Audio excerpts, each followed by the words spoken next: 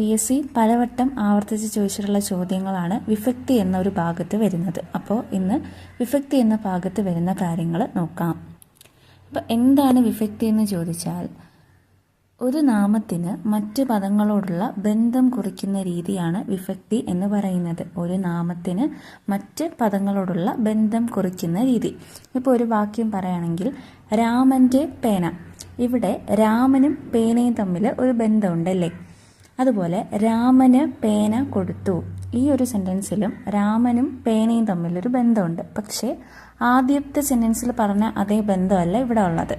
അടുത്തത് രാമനെ കണ്ടു. ഇവിടെ രാമനും കണ്ടു എന്ന രണ്ട് പദങ്ങൾ തമ്മിലൊരു ബന്ധമുണ്ടല്ലേ.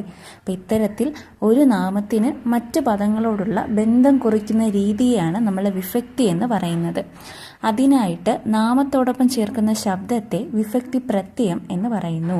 അപ്പം ആദ്യത്തെ സെൻറ്റൻസ്